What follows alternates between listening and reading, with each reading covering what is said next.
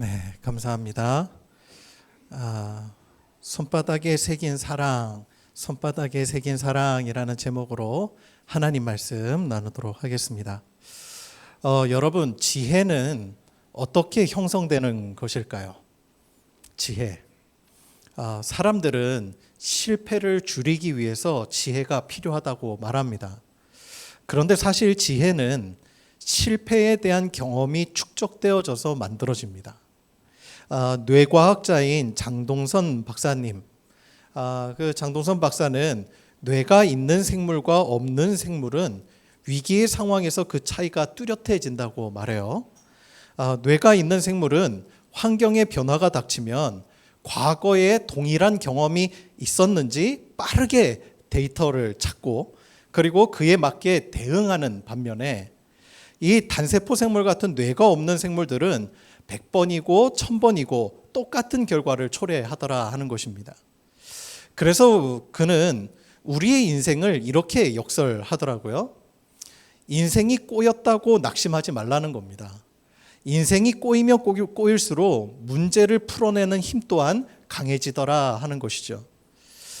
오늘날 4차 산업시대라고 말하죠. 그런데 이 산업시대에는 빅데이터가 경쟁력이라고 말합니다. 구글이라는 기업이 AI를 선도할 수 있는 기업이 된 것은 이 검색 엔진을 통해서 전 세계 사람들의 데이터를 많이 확보하고 있기 때문이에요. 우리가 페이스북이나 인스타그램 같은 그런 SNS를 우리가 이용하는데 대부분 돈 내고 이용하는 사람 아무도 없을 겁니다. 무료로 사용합니다. 그런데 사실 무료로 이용하는 것 같지만 우리는 그것을 사용할 때마다 내가 가진 취향, 관심 등의 그 데이터를 그 기업에 나도 모르게 제공을 하고 있습니다. 그 대가로 그걸 이용하는 거예요. 얼마나 축적된 데이터가 많느냐가 그 기업의 힘이 되더라 하는 것이죠. 그런 맥락에서 성경이 지혜의 정수인 것은 수천 년의 데이터가 축적된 책이기 때문입니다. 여기엔 우리보다 먼저 실패와 성공을 경험한 수많은 사람들의 이야기가 축적되어 있습니다. 이를 통해서 우리는 가야 할 길과 가지 말아야 할 길을 배우게 되는 것이죠. 그래서 성경은 가장 지혜로운 사람이 바로 주야로 하나님의 이 말씀을 묵상하는 사람이고 반면에 가장 어리석은 사람이 하나님의 말씀을 경솔히 여기는 사람이다라고 이야기합니다.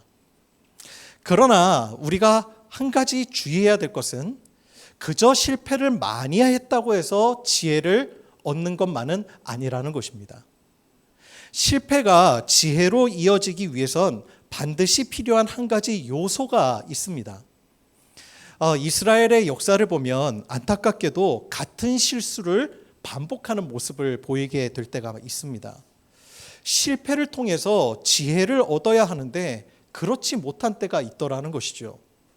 그렇다면 이스라엘 백성들이 지혜를 얻지 못한 이유가 뭘까? 왜 그들은 반복된 실패를 경험하게 된 것일까요? 이유는 명확합니다. 지혜는 실패에 대한 경험이 많이 축적되었다고 해서 생기는 것만은 아니에요.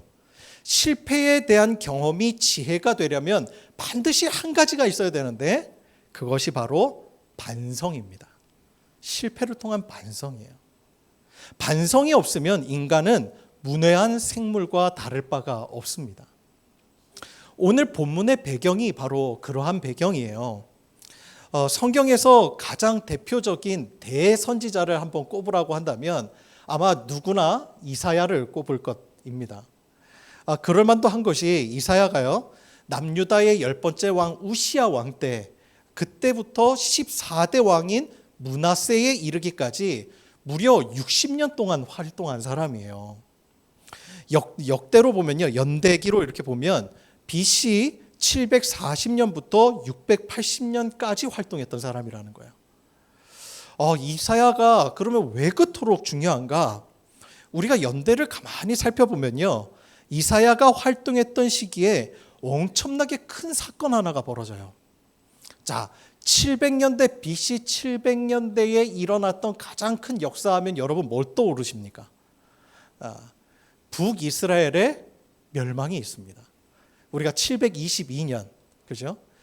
우리가 공부할 때 자주 언급을 했는데 722년, 남유다는요 우리가 586세대 이렇게 얘기하면 되죠. 그래서 586년에 멸망하고 남유다는 북이스라엘은 722년에 멸망했어요. 그러니까요 생각해 보면 당시 남유다는요 아수르에 의해서 북이스라엘이 멸망하는 것을 본 사람들이에요. 남유다 사람들은요. 같은 민족이었습니다. 분단된 조국이긴 했어도. 그래도 이 남유다의 입장에서 보면요. 북이스라엘은 이 거대한 아수르를 우리의 민족으로부터 지켜주는 어떤 완충지대와 같은 역할을 했었을 거예요. 그런데 눈앞에서 722년에 그 아수르 제국에 의해서 북이스라엘이 멸망하는 것을 목격했단 말입니다. 위기를 느낀 이 남유다가요. 곧 들이닥칠 이 아수르에 대해서 어떤 외교적 정책을 펴야 할까? 우리가 이 위기를 어떻게 벗어나야 할까? 고심할 수밖에 없었습니다. 그때 정치 지도자들이 다 모여요. 그래서 이거를 어떻게 하면 좋을까요? 그때 크게 두 가지로 의견이 명확하게 나누어집니다. 첫 번째는요. 첫 번째 사람의 부류는 우리 아시리아랑 아수르랑 동맹을 맺읍시다. 사실 말이 동맹이지 아수르가 협박을 하니까 우리 아수르에 그냥 복속해서 아수르 왕이시여 당신이 우리의 황제이십니다. 저희가 당신을 그냥 잘 모시겠습니다. 그러니까 말 그대로 우리는 소국이기 때문에 대국인 당신에게 우리가 사대의 예를 다하겠습니다. 이게 바로 첫 번째 부류가 주장했던 그런 내용이었어요. 그래야 나라를 유지할 수 있다고 그들은 믿은 것이죠. 그런데 그 의견에 반대하는 대신들이 있었어요. 이름하여 친애굽주의자들. 그러니까 이집트와 붙자는 사람들이었어요. 이들 주장에 의하면요. 예로부터 애굽은 중동에서 가장 강력한 힘을 가진 자들이었고 지리적으로도 이 북방 세력을 견제하기 위해서는 이 남방 세력들과 함께 힘을 규합하는 것이 옳다라고 그들은 믿었습니다. 그런데 애굽의 이집트의 입장에서도요. 이 가나안 땅은 메소포타미아를 중심으로 한 이 북방 민족들을 견제하기 위해서 완충지대 같은 역할이거든요. 그러니까 이 이집트 같은 경우에서도 꼭 필요한 것이 이 남유다였습니다. 남유다의 입장이었던 것이죠. 그 오죽했으면 이 이스라엘을 사이 땅이라고 불렀겠어요. 북쪽과 남쪽의 사이, 그 세력의 다툼에서 이렇게 있는 사이 땅이었죠. 그러니 이 북방 세력을 견제하기 위해서는요. 남방의 커다란 제국인 이집트의 힘을 이용하는 것이 그들에게는 지혜로워 보였던 거예요. 자, 두 부류의 이야기가 딱 있어요.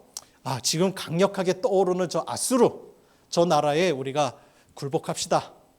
또 한 부류는 북쪽에다가 우리가 붙을 것이 아니라 이미 우리가 친하게 지내왔던 이집트에 붙어서 저 아수르를 견제하는 것이 옳습니다.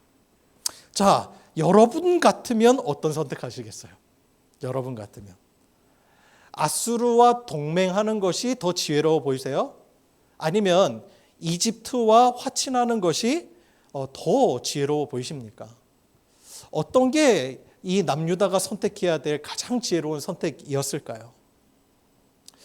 이렇게 그들이 서로 간의 의견으로 옥신각신하고 다투고 있을 때 이때 그들의 그룹 사이에 딱 등장해서 그들의 논의 자체에 찬물을 끼얹는 사람이 등장한 거예요. 그 사람이 바로 이 이사야 선지자였습니다. 이사야 선지자의 이름의 뜻이 뭐죠? 이사야, 하나님께서는 구원이시다라고 하는 뜻이에요. 그러니까 이사야가요, 자기의 이름과 똑같은 의미로 딱 등장해서 그들에게 선포합니다. 뭐라고 이야기하냐면, 여러분, 지금 우리가 가장 중요한 것을 잃어버린 채 논의하고 있습니다. 지금 우리가 저쪽 아수르에게 붙느냐, 남유다에게 이렇게 남쪽에 있는 애굽에 붙느냐, 이게 중요한 게 아니라 지금 이 사태가 벌어지게 된 이유를 한번 생각해 보십시오. 왜 북이스라엘이 멸망했습니까?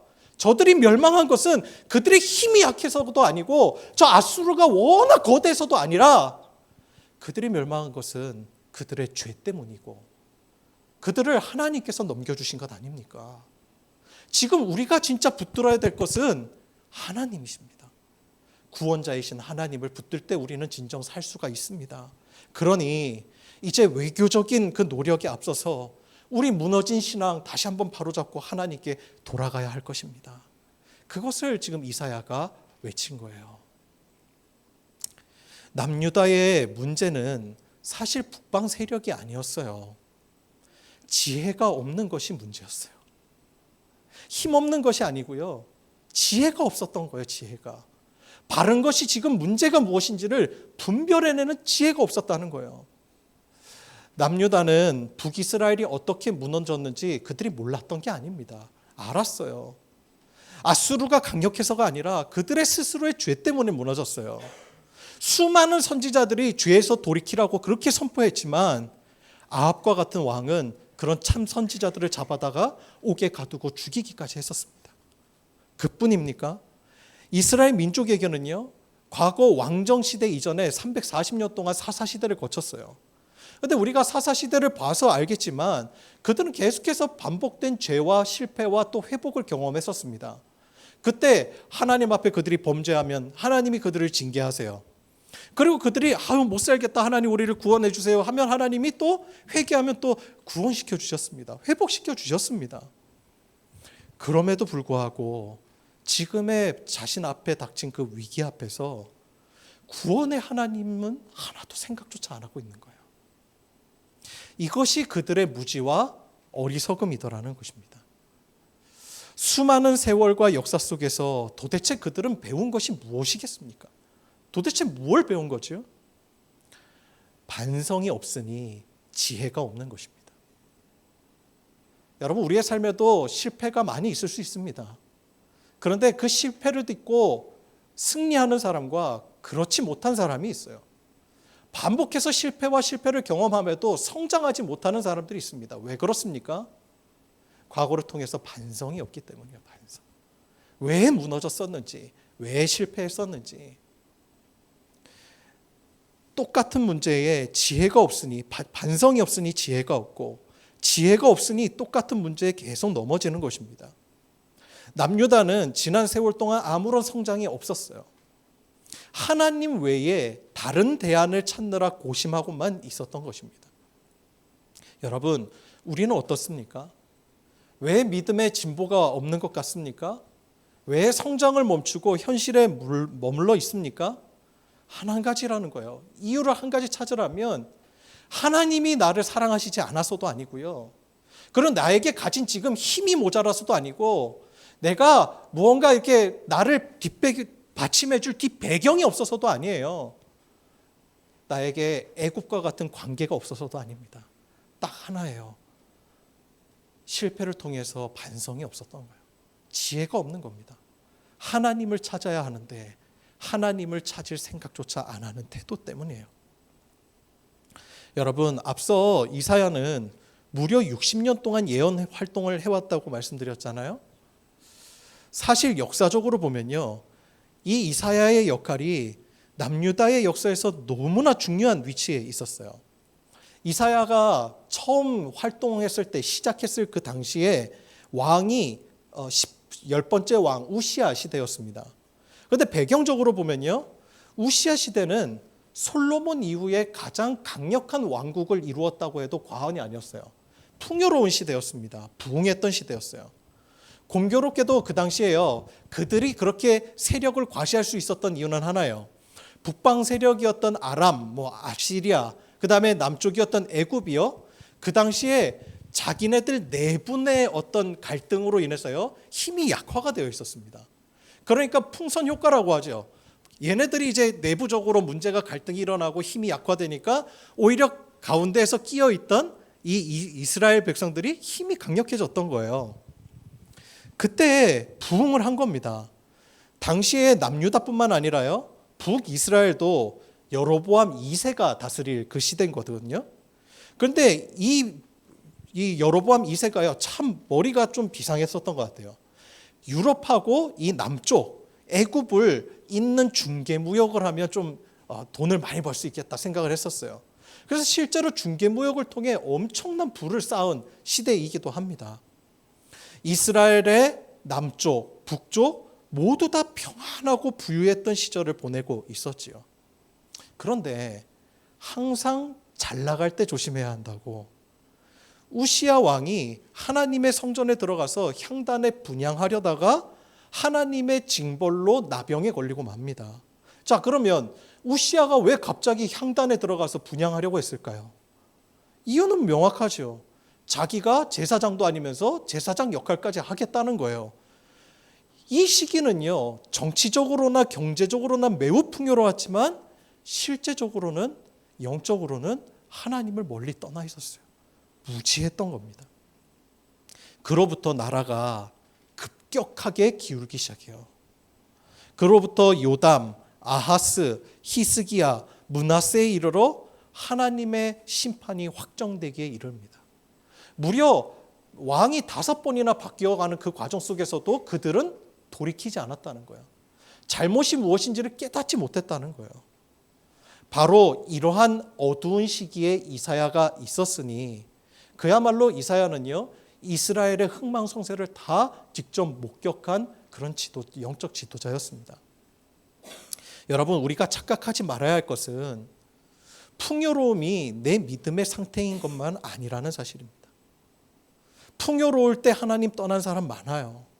그런데 반대로요, 역경이 있다고 해서 하나님이 우리를 사랑하지 않으시거나 또는 믿음에 문제가 있다는 뜻도 아닙니다.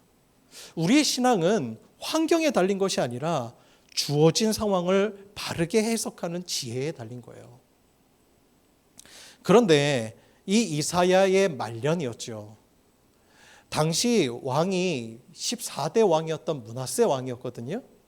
근데 이 므낫세 왕이요, 성경에 보면 정말 포악한 왕이라고 그렇게 기록한 왕입니다. 하나님께서요, 내가 이 남유다를 그냥 멸망시켜 버리겠다라고 하나님께서 작정하게 만든 왕이 이 14대 왕 므낫세 왕이에요. 므낫세는 지금 아스루와 동맹을 맺자는 이 여론과 애굽과 화친을 맺자는 여로 사이에서 갈등하고 있는데, 그런데 갑자기 이사야가 등장해서, 그동안 이사야가 쭉 세월을 다 지켜본 사람이잖아요. 그런데 이사야가 회개하라고, 하나님께 돌아가면 우리 살 수 있다고 그렇게 참 지혜를 전하고 있는데, 근데 가만히 들어보니까 이 이사야가 얘기하는 게 마음이 너무 신경이 쓰이는 거예요. 이대로 놔두면 저기 바벨론이라고 하는 어떤 나라가 와서 우리를 치실 거라고, 멸망시켜 버리실 거라고, 이러니까 기분이 엄청 나쁜 겁니다. 그래서 유대 문헌에 보면요, 이때 므낫세가 이사야를 죽여버려요.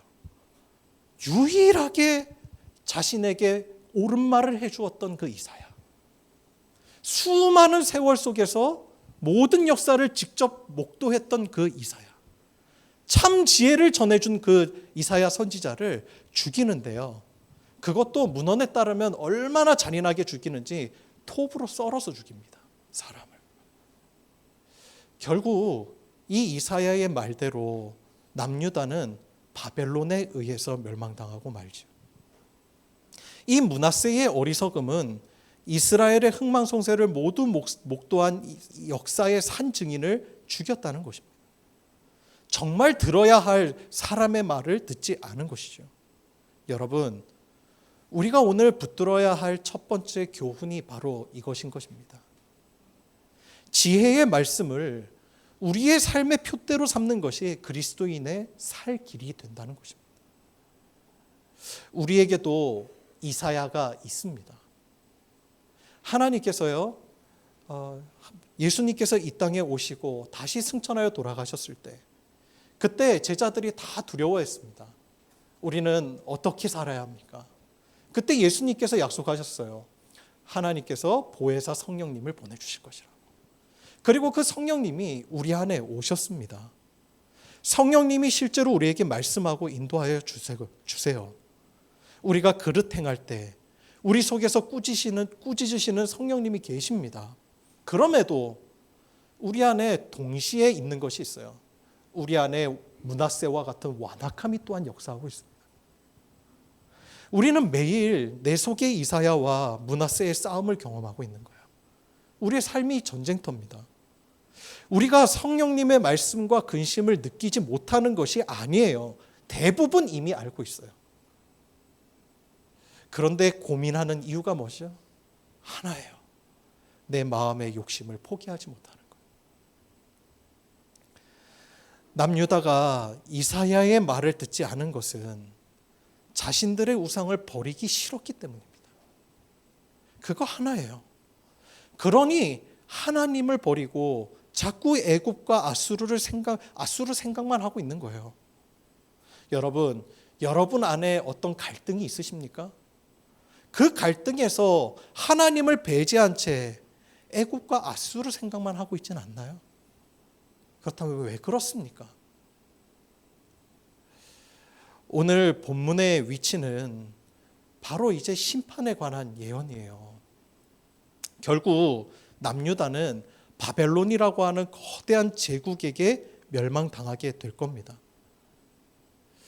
그렇게 작정했던, 그렇게 그들이 걱정하고 염려하고 두려워했던 그러한 아수르도 애굽도 아닌 아수르를 정복한 더 커다랗게 성장해버린 바벨론에 의해서 멸망당할 것입니다. 얼마나 어리석습니까? 우리의 두려움과 불안도 그럴 때가 많습니다. 아까 제가 잠깐 소개해드렸던 뇌과학자 장동선 박사. 장동선 박사가 그런 얘기를 하더라고요. 인간에게 두려움과 불안이 있는데 두려움과 불안의 차이가 뭐 같으세요? 그분이 그런 얘기를 해요. 두려움은 과거에 경험되어진 감정이고 불안은 경험되어지지 않은 감정이라는 거예요. 뭔 얘기냐면 두려움은 예를 들어 누군가에게 내가 매를 맞았어요. 아니면 뭔가를 잘못해서 내가 아픔을 당한 경험이 있다면 미리 어떤 문제가 발생할 것에 대한 어떤 마음의 예측이 가능할 때 그때 찾아오는 감정이 두려움이라는 거예요. 그런데 반면에 불안은요. 경험되어진 것도 없어요. 그래서 실체가 없는 겁니다. 그런데 내 마음이 그저 그 일이 일어날까 봐 불안한 거예요. 옆에서 누군가가 당한 사고를 목격했어요. 근데 그게 나한테 일어날까 봐 두려운 겁니다. 그런데 대부분의 불안은요. 거의 90%가 실체가 없고 그냥 사라지는 불안일 때가 너무 많더라는 거예요. 이 이스라엘 남유다 백성들 보세요. 한쪽으로는 이 아수르가 너무 두려워서 압수르랑 동맹 맺자고 하고 밑에서는 또 한 부류는 이집트랑 붙어갖고 아수르를 대적하자고 합니다. 그들에게 있어서의 가장 큰 불안, 문제는 아수르였어요. 그런데 그들이 실제로 멸망당한 건 누구에 의해서입니까? 아수르에 의해서가 아니었어요. 바벨론에 의해서였어요. 어리석은 것입니다. 이때 그 남유다의 고민이 너무나 무색해지는 순간이었어요. 이때 시드기야 왕은 눈이 뽑혀서 바벨론으로 끌려가고 수많은 지도자들과 귀족들은 그 땅의 종이 될 것입니다. 그때 그들은 반드시 바벨론의 강가에서 이렇게 울면서 탄식하게 될 거라고 이사야가 예언하고 있어요. 그 말씀이 14절이에요. 14절에 보니까 이렇게 나오죠. 오직 시온이 이르기를 여호와께서 나를 버리시며 주께서 나를 잊으셨다 하였거니와. 사람들의 반응이 한결같아요. 이제 망했다는 겁니다. 하나님이 우리를 버리셨다는 거예요. 여러분 실제로 한번 생각해 보세요. 하나님이 그들을 버리셨나요? 그들이 하나님을 버렸나요? 버린 거는 그들이었어요. 그들이 하나님을 버린 겁니다. 그리고 그들이 이야기하는 거예요. 하나님이 지금 우리를 잊어버리셨다. 그러니 우리가 이 고통을 지금 당하고 있다. 하나님은 우리의 이 신음소리를 듣고 계실까? 그것이 그들의 통곡소리였다는 거예요. 그런데 그들에게 그때 이 유대인들에게 비추어지는 한 가지 중요한 하나님의 메시지가 들려오기 시작합니다. 그 메시지가 바로 이 15절의 말씀이에요. 15절의 말씀 우리 다 같이 한 목소리로 봉독해 볼까요? 시작. 여인이 어찌 그 젖먹는 자식을 잊겠으며 자기 태에서 난 아들을 긍휼히 여기지 않겠느냐. 그들은 혹시 잊을지라도 나는 너를 잊지 아니할 것이라. 아멘. 하나님 나를 잊어버리셨을 거야 라고 그들이 신음하고 있어. 그때에 하나님께서 고난 중인 유다 백성들 향해 뭐라고 말씀하시죠? 아니야, 나는 너를 잊지 않았어. 내가 너를 기억하고 있어. 여러분, 이 메시지가 주는 교훈이 큽니다. 하나님은 징계 중에도 자기의 백성을 향한 긍휼을 잊지 않으신다는 거예요. 우리가 하나님께 기억되는 자라고 하는 것이 오늘 메시지의 주제라는 거예요. 이것이 왜 중요하냐? 이 메시지 하나가 유다의 상황을 모두 설명하는 해답이 되기 때문입니다. 유다는 바벨론 포로기를 통해서 자신들이 버려졌다고 말하고 유다는 망했다고 말하지만 하나님은 그 모든 상황조차도 당신의 계획 안에 있다고 주님 말씀하세요. 고난조차도 하나님 안에 있다고 말씀하십니다. 내가 너희를 잃어버린 것이 아니라고 선언하고 계신 것입니다. 하나님의 기억 속에 새겨진 존재. 그렇기 때문에 지금 이스라엘 백성들이 경험하는 고난, 환난, 기쁨, 슬픔, 희락, 평안, 이 모든 인생의 과정이 다 선하신 하나님의 계획 안에 있다는 거예요. 하나님 안에 기억된다는 것, 이것이 엄청난 축복이라고 우리에게 말씀하고 계신 것입니다. 여러분, 해외에서 선교하시는 선교사님들이 가장 힘들어하는 건지 뭔지 아십니까? 언어의 장벽, 자녀의 교육 문제, 또 비자 문제, 이런 거 대단히 어렵긴 해요.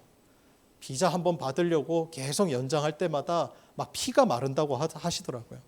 저희 부모님도 키르기즈스탄 선교사로 계실 때 그때 비자 한번 연장받으면 그때가 그렇게 기쁜 거예요.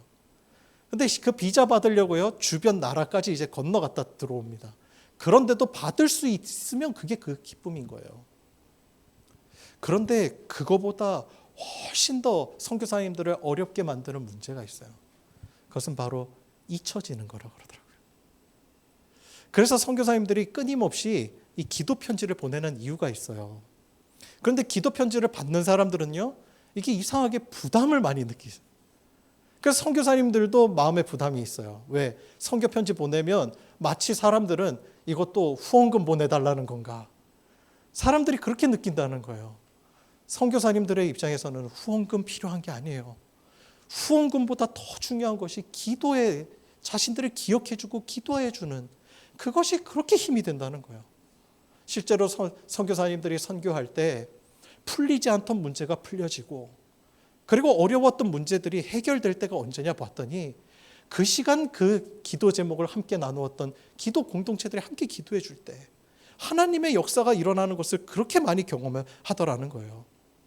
그래서 어떤 선교사님은요, 교회에서 이 협력 선교사 이름 삭제 내리는 문제 가지고 놀라서 한국으로 쫓아오셔갖고 교회 저한테 후원금 하나도 안 보내주셔도 되니까 이름만 좀 올려달라고. 왜? 기도의 능력을 아니까. 기억된다는 것이 얼마나 중요한 것인지 그 선교사님들은 그걸 아니까. 한 사람의 관심과 기도가 정말 선교사의 생명을 살리는 역할을 하더라는 거예요. 선교사님들에게 가장 두려웠던 것이 기도의 대상에서 잊혀지는 거예요. 여러분, 잊혀진다는 건요, 그 존재의 의미가 사라진다는 걸 의미하는 거잖아요. 멕시코 사람들이 사람의 죽음을 두 가지로 이야기한다고 하죠. 하나는 육체의 생명의 생물학적으로 호흡이 멈춰서 심장이 멈춘 그 상태. 그 상태가 죽은 상태라는 거예요. 그런데 그들은요, 진정한 죽음, 의미의 죽음은 사람들의 기억 속에서 잊혀질 때라고 말하더라고요. 하지만 기억에서 사라지지 않으면 더 이상 그는 세상 어디에도 존재하지 않는 상태가 되는 거죠. 사라지면. 여러분, 우리 역시도요, 나중에 모두 죽음을 맞이하게 돼요.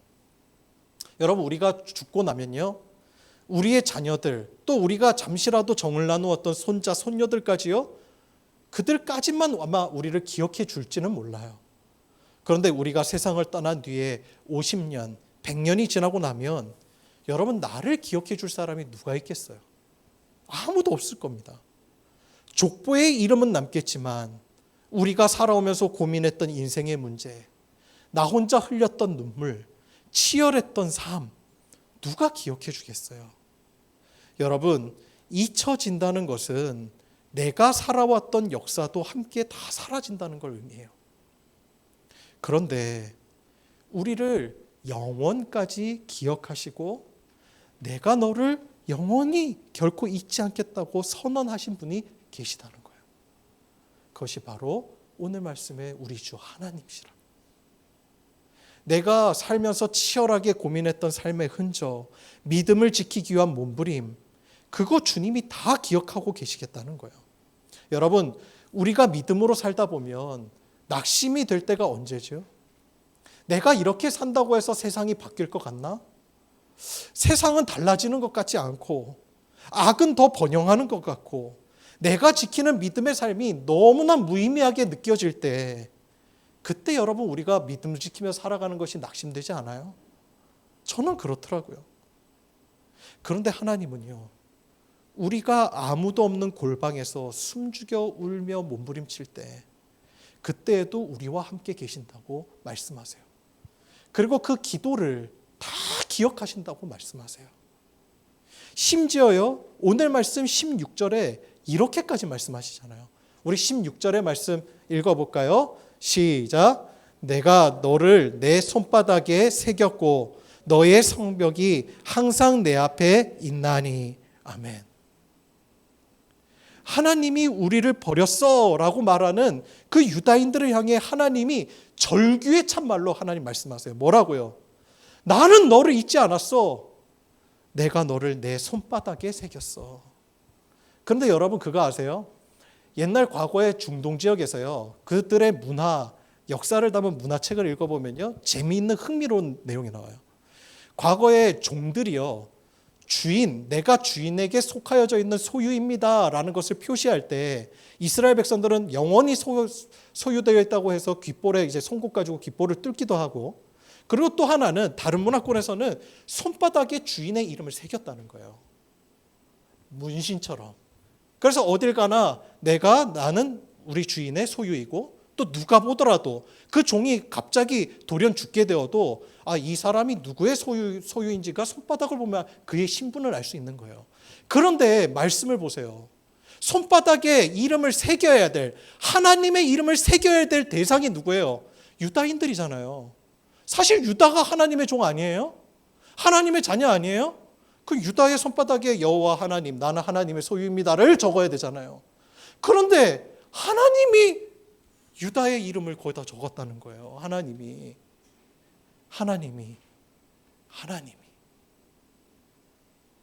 자신을 낮추시고 그 정도까지 우리를 사랑하신다고 주님 말씀하셨어요. 그런데 여기에서도 흥미로운 또 내용이 하나가 더 있어요. 이 원어를 이렇게 히브리어 원어를 이렇게 좀 해석을 해보면 우리의 문장에는 잘 나오지 않는데, 여러분 손바닥에 새겼다라고 하는 그 의미를 보면요, 그냥 이게 우리 언어로는 문신으로 음각으로 새겼는지 양각으로 새겼는지가 안 나오잖아요. 근데 이 원어적인 의미로 보면 양각으로 새겼다라고 하는 표현이 나와요. 그게 뭔 얘기죠? 여러분, 음각은 뭐고 양각이 뭐예요? 음각은 말 그대로 이름을 이렇게 파갖고 새기는 거죠. 양각은 뭐예요? 이름을 남겨두고요, 그 주변을 다 파버리는 거예요. 다 파서 그 이름을 도드라지게 만드는 거예요. 돋보이게 만드는 거. 그게 양각 기법이잖아요. 하나님이 이스라엘 백성들의 이름을 그렇게 새기셨다는 거예요. 여러분, 하나님이 잊어버리시는 분이어서 손바닥에 새겼다고 말씀하시겠습니까? 우리처럼 뒤로 돌아서면 그냥 깜빡깜빡 잊어버리고 그럴까 봐 하나님이 손바닥에 새기시는 그런 분이십니까? 아니잖아요. 그럼 하나님이 왜 손바닥에 새겼다고 주님이 말씀하실까요? 유다 백성이 안 믿으니까, 너를 위해서, 네가 안 믿으니까 너의 마음을 진정시켜 주기 위해서라도 주님이 확답으로 그에게 말씀하시는 거예요. 여러분, 우리가 지금 그런 사랑을 지금 받고 있는 거예요. 손바닥에 새겨진 사랑. 우리가 믿지 못하니까 우리를 위해서 하나님께서 그런 의지를 보여주신 거예요. 여러분, 우리에게 있어서 가장 큰 인생의 감사가 뭘까요? 우리가 하나님의 손바닥에 새겨진 자가 되었다는 거예요. 주님이 기억해 주시는 자가 되었다는 거, 그게 바로 우리에게 있어서 가장 축복된 은혜인 것입니다. 여러분, 이 지금 징계받고 지금 바벨론에 끌려가서 고난당하는 그 백성들까지도 주님이 그렇게 사랑하신다면 지금 하나님 말씀 안에 살려고 몸부림치는 여러분들에 대한 하나님의 사랑은 얼마나 더 크시겠어요. 그러니 여러분, 우리가 지금 마주치는 세상에 고난이 있다 할지라도 하나님의 손바닥에 새겨진 사랑이기에 넉넉히 우리는 그 고난에서도 이길 수 있고 승리할 수 있는 자가 되는 거예요. 옛날에 그 터키에 선교사셨던 김요한 선교사님이라고 계세요. 그 선교사님이요, 터키가 이제 무슬림권이다 보니까 전도하다가 경찰에 여러 번 잡히셨대요. 그리고 붙잡혀서 끌려가서 고문을 아주 혹독하게 당하신 분입니다. 어느 정도로 당하셨냐면 이분이 그 고통을 막 견딜 수 없어서 몸부림치다가 나중에 기억상실증까지 걸릴 정도로, 그 정도로 아주 치욕스럽게 고문을 당하신 경험이 있으신 분이에요. 어느 날 전도하다가 경찰에 붙잡혀 끌려가는데 다시 고문을 당할 생각을 하니까 너무 두렵더랍니다. 치가 떨리더라는 거예요. 그러면서 그때는 또 하나님의 원망스러운 마음이 들더라는 거예요. 그런데 그때 히브리서 12장 2절에서 3절의 말씀이 떠오르더라는 겁니다. 믿음의 주요 또 온전하게 하시는 이인 예수를 바라보자. 그는 그 앞에 있는 기쁨을 위하여 십자가를 참으사 부끄러움을 개의치 아니하시더니 하나님 보좌 우편에 앉으셨느니라. 너희가 피곤하여 낙심하지 않기 위하여 죄인들이 이같이 자기에게 거역하신 일을 참으신 일을 생각하라. 예수님이 우리를 위하여 그렇게 당하신 고난을 기억하면서 그가 참으셨다는 거예요. 이 말씀을 생각하면서 자신의 생각이 얼마나 부끄러웠는지 통곡하셨다는 거예요. 그런데 얼마 후에 그분이 추방을 당해서 영국으로 가십니다. 영국에서 잠시 터키 사람들이 모인 교회를 담임하시게 됐어요. 그런데 그 교회에 부임하는 날 먼저 전임자였던 영국인 목사님이 이 김요한 선교사님을 소개를 하는데, 감옥에서 이분이 여러 번 투옥되고 고문당했던 일을 굳이 소개를 하시더라는 거예요. 그래서 그 이야기를 듣는데 김요한 선교사님은 사실 좀 불쾌하셨대요. 마치 자기가 이 투옥되었다는 그 얘기가 전과자라는 느낌이 들어서 불쾌했다는 거예요. 그런데 나중에 알고 보니까 거기 모인 터키인들 그리스도인들이 모두 하나같이 경찰서나 감옥에서 말할 수 없는 고문과 비참한 사연들이 다 있었다는 것을 알게 됐어요. 그러니 그런 고통을 자기들 못지않게 겪은 목사가 왔으니 그분들은 얼마나 좋았겠어요. 이해할 수 있는 분이 계시니까. 정말 어느 날 한 덩치 큰 터키 그 남자 성도가 상담을 하러 왔대요. 그러면서 상담하다가 자기가 터키에서 고문당하고 또 그 가족들이 뿔뿔이 흩어져서 찢겨지던 그때 그 이야기를 나누다가 그냥 감정에 북받쳐서 목사님의 어깨에 얼굴을 파묻고 그냥 막 통곡하면서 우는 거예요. 그런데 그때 그가 했던 말이 있대요. 한마디였답니다. 목사님은 아시지요? 그 말 한마디였대요. 그 말을 하면 이 목사님이 해줄 말이 딱 또 한마디였대요. 그럼요, 제가 알지요. 저도 다 알아요. 그렇게 서로 부둥켜 안고 울고 나면 치유가 되고 회복이 일어났다는 거예요. 그가 고백했대요. 그래서 김요한 선교사님이 나중에 그런 고백을 하세요. 터키에서 겪었던 그 끔찍한 고문에 대해서 이제야 비로소 하나님 감사합니다 라고 할 수 있게 되었다고. 그분이 그 이야기를 하시더라고요. 서로요 기억되어지고 기억한 거, 그것이 서로에게 위로가 되더라는 거예요. 로마서 8장 35절에서 39절까지 말씀해 보면, 누가 우리를 그리스도의 사랑에서 끊으리요? 환난이나 곤고나 박해나 기근이나 적신이나 위험이나 칼이랴. 내가 확신하노니 사망이나 생명이나 천사들이나 권세자들이나 현재일이나 장래일이나 능력이나 높음이나 깊음이나 다른 어떤 피조물이라도 우리를 우리 주 그리스도 예수 안에 있는 하나님의 사랑에서 끊을 수 없으리라. 아멘. 여러분, 이것이 하나님의 사랑을 받는 성도를 향한 하나님의 메시지인 것입니다.